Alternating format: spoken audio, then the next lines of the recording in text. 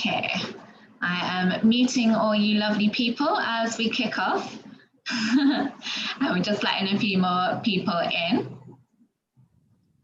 So, welcome to this evening. We wanted to give Ruth a space to talk about the process of writing the books, the inspiration, and give you a chance to meet the author behind the book and behind the pages. So we launched Ruth's first pamphlet with Fly on the Wall Press on the 6th of August, and it's called Hassan's Zoo and A Village in Winter, if you've not yet had the chance to read it. And these two short stories have been put together, though they're very different. They both reveal things about human nature and governments, and how inherently, perhaps as humans, we are selfish, but ultimately these stories have family at the heart of them. So what we'd like to do is have a bit of a Q&A with Ruth, so she can tell us a little bit what you would like to know behind the stories. But before we do that, we're going to have a short reading from Ruth from the book, and she's going to talk a little bit about the inspiration, which may whet your appetite for further questions. So without further ado, I'm going to hand over to Ruth.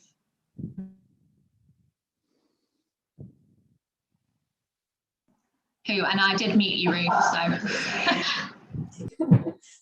it's the common thing now. Unmute yourself. Oh, Isabel, thank you ever so much, and thank you very much for hosting this evening. It's lovely to see so many familiar faces here. I thought we might be on our own, but apparently not. So I'm going to talk a little bit about this short book, Hassan's Zoo and A Village in Winter, which was published on the 6th of August as part of Fly on the Wall's quite excellent short season. But since I've had it published, I've had a fair few questions asked me about Hassan's Zoo. So I thought it'd be quite a good idea to give just a short talk on both the stories in this pamphlet and how they came into being, and answer those questions. What is that truth about Hassan's Zoo, which seems to be the one that most people ask me about. But before talking a little bit about Hassan's Zoo, I wanted to start by talking a little bit about the second story in that book. It's a shorter story, A Village in Winter, which ended up exploring that issue of the unwitting unkindness of children to others, and particularly to those who are different. And it's about that, oh my goodness moment that some of you may have experienced as you grow up, when you suddenly see life from a different angle, and for the first time, just get an insight into how difficult other people's lives might be. And so it ended up being about that, because when I started writing it, I had no idea what I was writing about, no ideas, and no inspiration at all. And when I get into that sort of space, which actually I quite like writing from a completely blank mind and blank paper. But when I'm facing that blank page, I resorted, as I often do, to just choosing a painting at random, putting the title of the painting at the top of my piece of paper, and then just starting describing what I see. Isabel, do I have post abilities to share the screen? I think I do. Yes, I do. So excuse me, everyone, while I share my screen a minute, because I just want to show you that painting.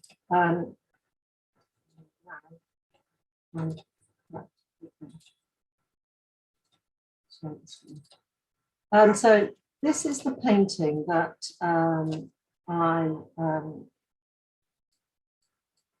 I chose completely randomly, opened a book of paintings, and it's called Village Street in Winter by a painter called Gabriele Munter, a German painter.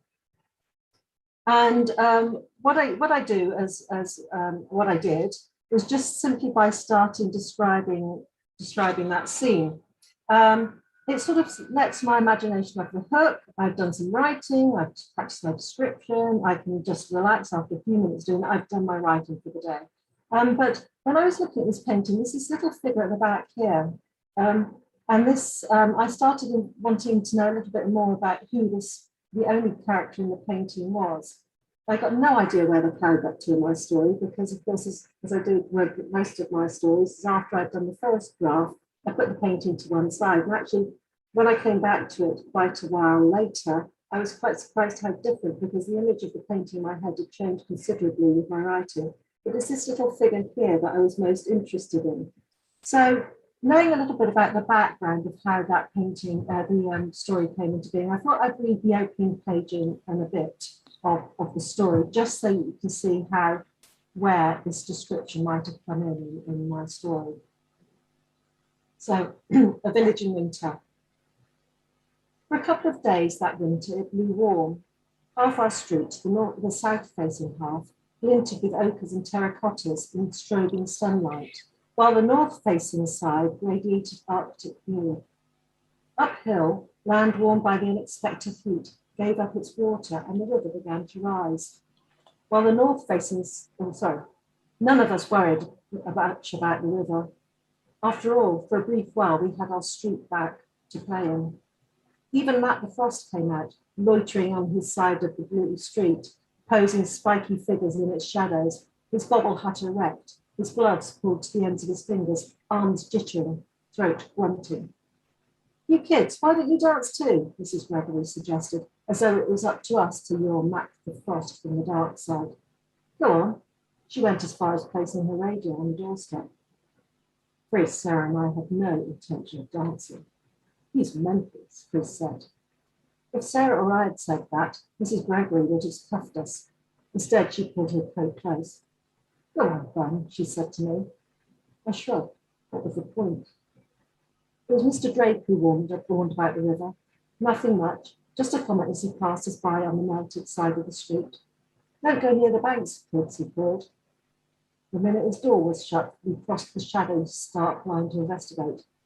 From behind a dark bush came a shuffling and the flip of a knitted hat. I paused. Was that Matt missing or the river scraping through the reeds?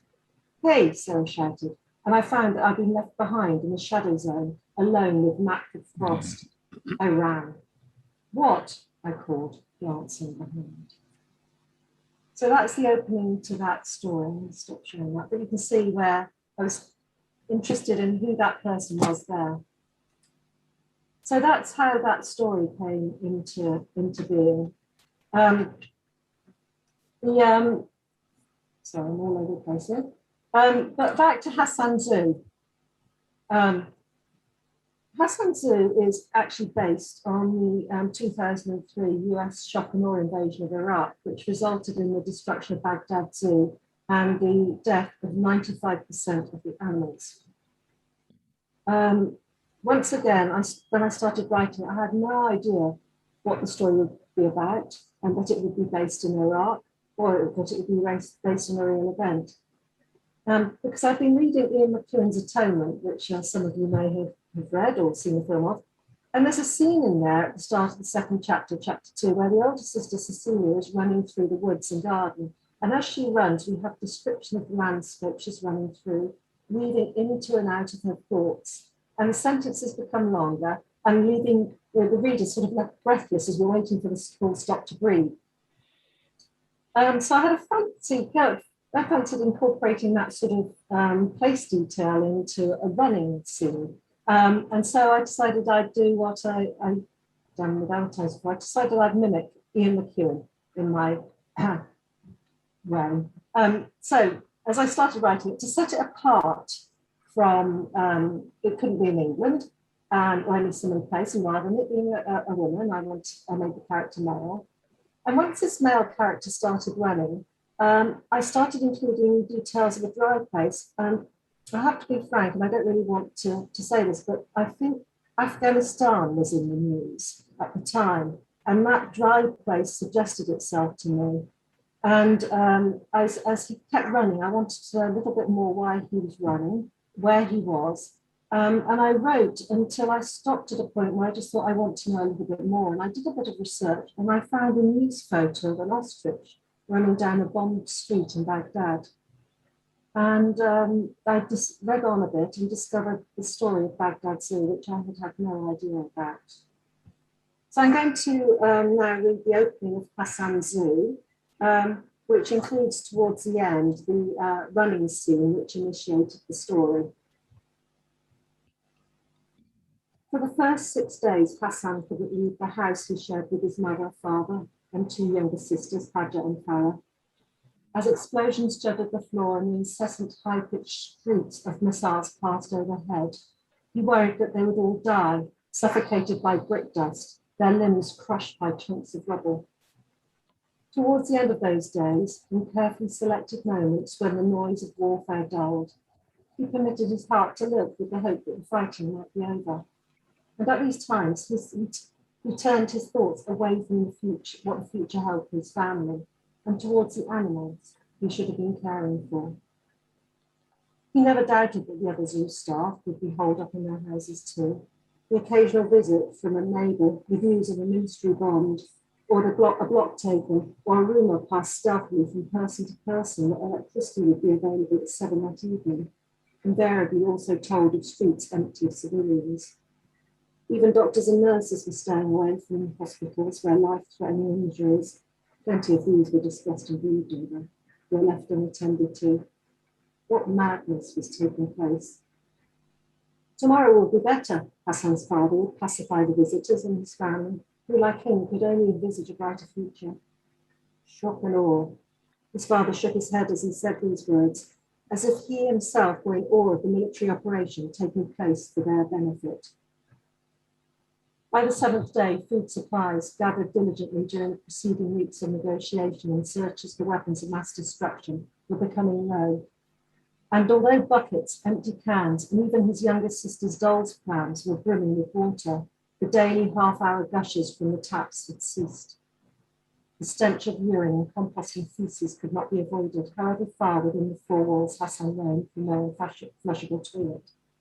His ears had become immune to the frequent cascades of shots from outside, and with stories of young girls' purity being taken by troops from both sides proliferating, he found maintaining the high level of fear he had lived with for several days had become impossible.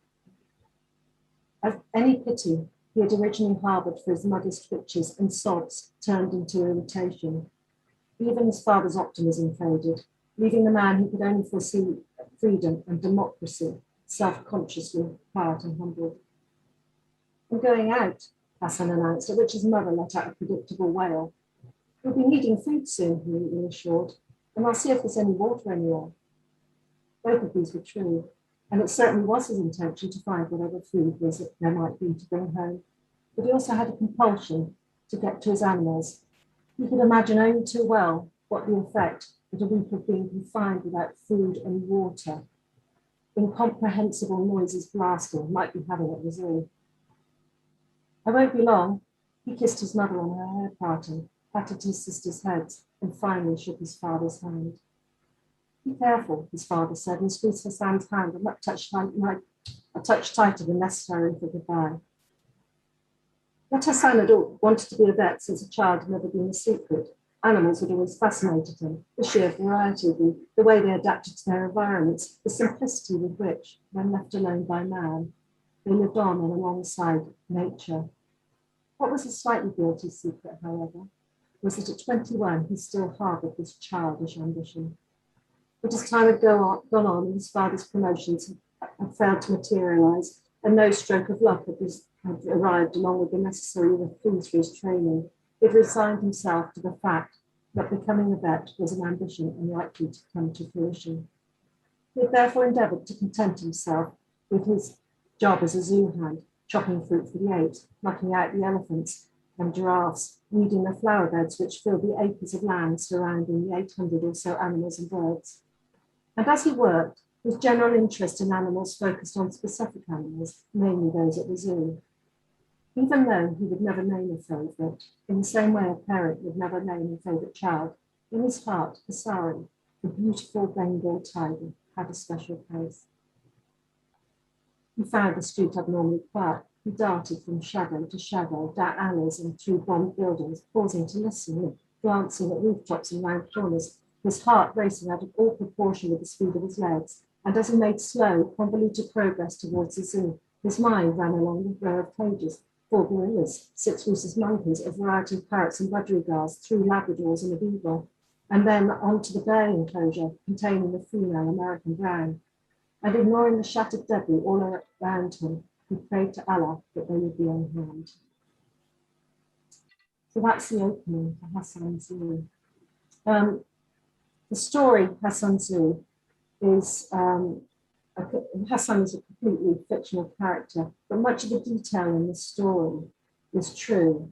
And I'm not going to spoil it by saying what those details are, but after you've read it, much of what's in there is true.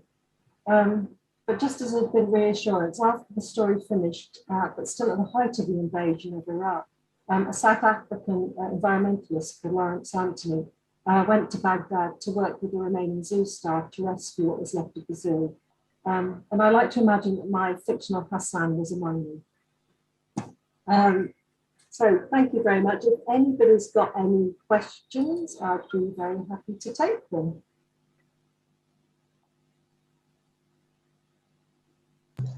Yeah, you can either unmute, guys, or if you want to put them in the chat and have them read out by me, it's absolutely fine, whatever you feel most confident doing on Zoom.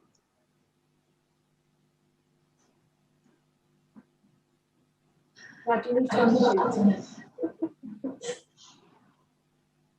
Oh, shall I hand you back control, Isabel? There we are. Can you hear me? Yes, perfect, Bob. Well done. You've described starting with a sort of sense of feeling of space or place or time, and reaching a point at which you needed to flesh it out by some data, realistic information. If you do that and you come across something in your real story that you're using as reference, or series of stories, which doesn't fit in with your story, to what extent do you feel constrained by reality, or are you willing to bin it in favor of the narrative? That's a really sneaky question. It's very hard. I am writing fiction, but fiction is only believable when you're asking a reader to read it. You are asking them to suspend a reader to suspend their disbelief and buy into the story. And so, of course, any factual inaccuracies are going to be picked up on, and the whole story could just die straight away in their mind because they're not. It's not accurate, and they know it isn't.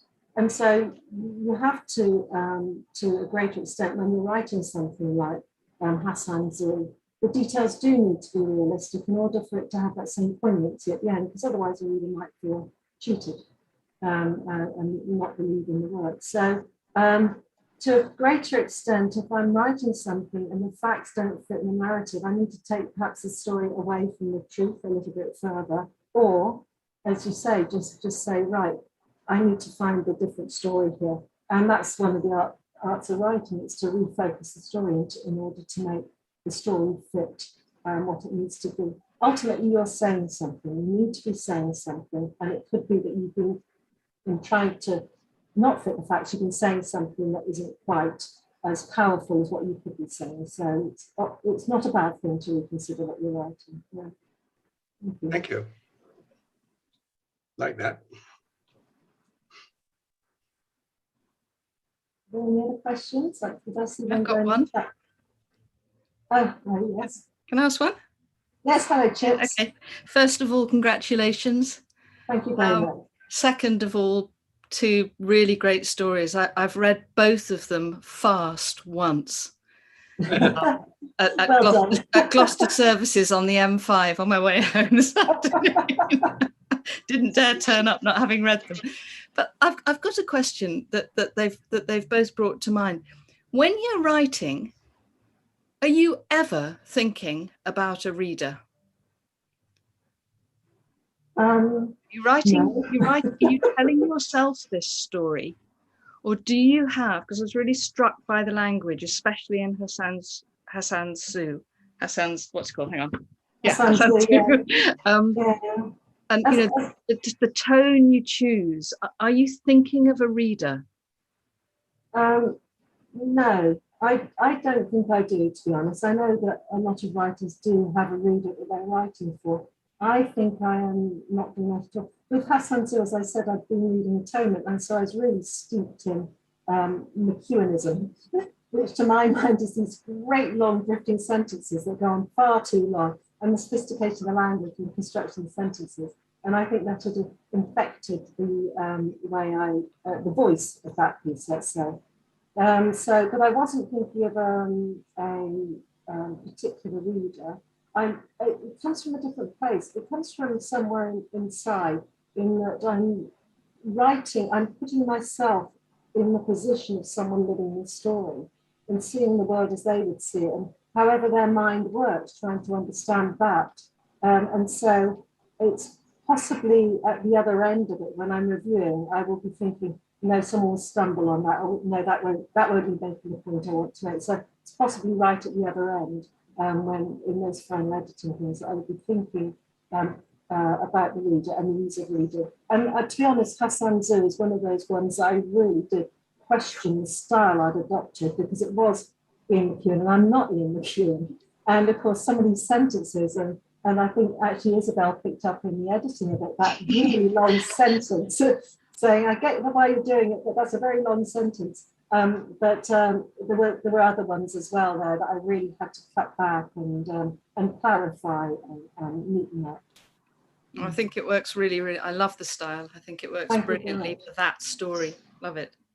Well, so it's a good exercise to try if you wanted to try it, Chips, with your writing. Yeah. Thank you very much indeed. And thank you for reading it in a rush at the service station. Ruth, can I ask a question? Hello, Manuel. Yeah, yes. Hello. Well, congratulations, obviously. Thank you very much. Do you, with either of the stories, did you have any idea of the size of the story, the scope, and therefore some sort of length, or did you just write until you had something which you then had to hone? It's a really, really interesting question, because I do have a sense of how big the story is, because I have a sense when I'm starting to write of opening up, and however long I leave opening up hints to me when I'm going to start closing it down.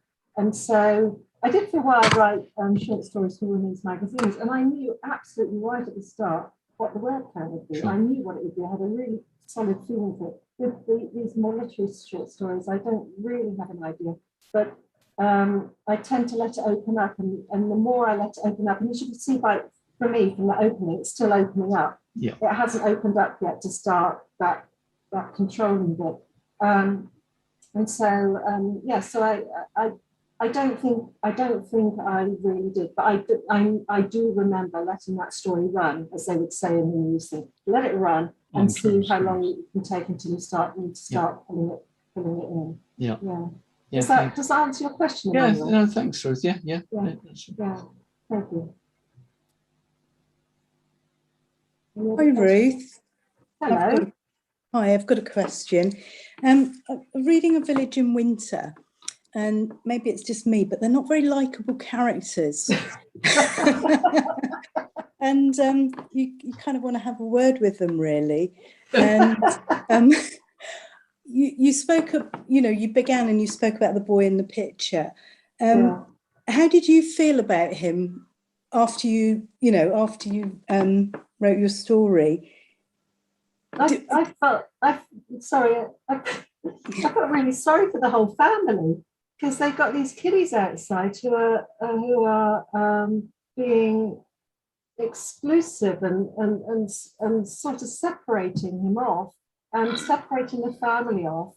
And they're all right, we're all right, we're fine. But this family's all sort of separated off by these children. And I just felt really sorry for this family being isolated with obviously quite a troubled child and having to deal with that. And I felt very sorry for his brother in the end, being on both sides, straddling both sides of that. Frizz in this that you heard in the opening is the brother. And I felt very sorry for a child like that wants to be with the normal kids, but at the same time, all their emotional and concern is with the family. And I think that's a very hard burden for children to bear. It's all right as adults, we can sort of just about cope with it, but I think for kids it's a really hard thing. Sorry you didn't like them, Libby. No. I'll try harder. Not all of them. No, I just, it's interesting, like the boy in the picture, he's, alienated, isn't he? And I just wondered, yeah. Okay. Thank you very much. Thank you. Thank you, Libby. Any other questions?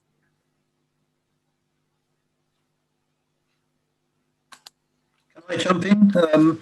Just a question about the collection of stories, Ruth. Did you follow any particular theme with the stories, either in genre or stylistically or anything, or did you just sort of let your mind run riot? It's a really, really interesting. I wrote a lot of stories, and then when I was putting a collection together, I was looking at them, and often we don't see in our own work what others see in our work. And it was only when I was trying to put it together, and to be honest, trying to write the letter to Isabel saying, please publish my collection, that I was thinking about what does put it together. And it really does it. No, the title, No One Has Any Intention of Building a Wall, to me, absolutely typifies what it's all about. We often don't have any intention of building walls, and yet the very way we are, like those children with in a village in winter, they build a wall between them and the family by just the societal norms and the expectations and their behaviours with no real intention, and yet up goes this metaphorical wall. And that to me was actually became the theme when I looked at all my work. I found I was writing about people who are different, and that different placing them on the outside of society, and society judging them as different, or people judging themselves as different because they don't fit into the expectations of normal by society. And so it's really quite interesting how once you actually see something in your stories, you can look at them all and think, actually, do you know what? That's a common theme that runs through a lot of what I write about.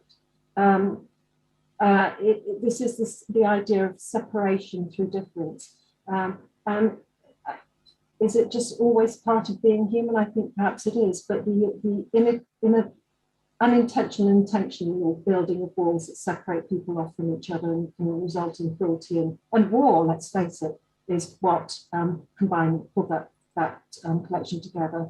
And the title worked really well, both thematically and obviously for the title story in the collection. Yeah. Interesting, thanks. Does that answer your question, Richard? Yeah, it's fascinating that you almost fell into a common sort of theme without realising it.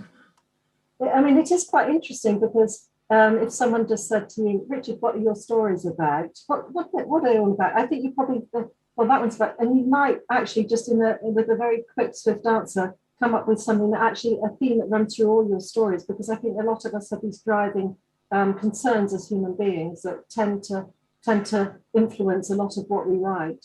Yeah. Thank you very much. Yeah. Any other questions from anyone? Yes, Ruth, if I may. I mean, it's a bit of a mechanical question. It might not even have any meaning, but is there any way you can give an indication of how many drafts you did, or the writing time versus the editing time, ratio? Or I tend to, yes, thank you. I tend to first draft quite quickly. I tend to first draft in one go, because if I don't finish a story in one go, I find I think about it too much and I go back. And so I tend to do the whole thing in one sitting. And I think that was probably why I write so much flash fiction at the moment, because I don't have a lot of time to do that quite quickly. And then just about everything I do is in the editing. I tend to overstuff my short stories to begin with, so I put lots of stuff in it, and then thematically or in terms of images or whatever else it is, or just from a story point of view, it doesn't actually serve the story. So then it all comes out again. And so, to be honest, there's a lot, probably, I don't know, there's at least 20 edits to each story before it goes out anywhere. And then, of course, if it gets somewhere, still editing. And I was just going through some of the final edits for the collection the other day and realised that there were 2 spelling mistakes in there, homonyms. So and I was thinking, how on earth can that have got through? It's been published before, it's been edited by goodness knows how many times, and it's gone past other people as well, and it's still got these 2 homonym spelling mistakes. And I think, how can that something that simple still be in there? So probably there's always going to be more edits to do, but so mostly in the re-editing. Thanks. Thank you, Ronnie. Anybody has got any questions?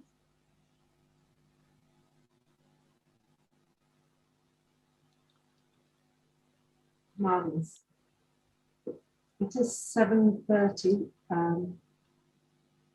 If anyone's got any questions, that's great. Otherwise, we could pull this to close. And people are just discussing in the chat, Ruth, that they didn't expect the tiger to die. So there was a bit of shock that they were so engrossed all of a sudden. I'm sorry. That is absolutely what happened. It's a real shocker, and exactly that's what happened and how the tiger came to die. And that once I'd got that had to go. But it is that awful thing, and at the moment when we're dealing with such terrible scenes yet again, and it's don't like listening to news yet again at the moment.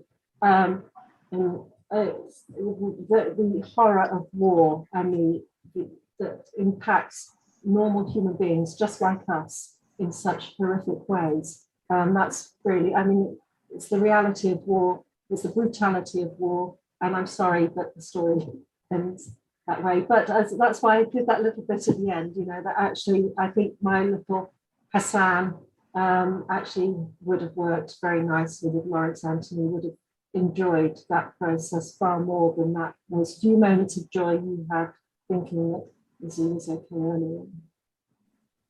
We've got one last one for you, Ruth, Yes. about A Village in Winter. Elaine was saying that at the end, when Matt is dribbling water out of his mouth, and Frizz says, I hope he danced, or I wish we danced with him. There's a bit of ambiguity. She wasn't sure if Matt died.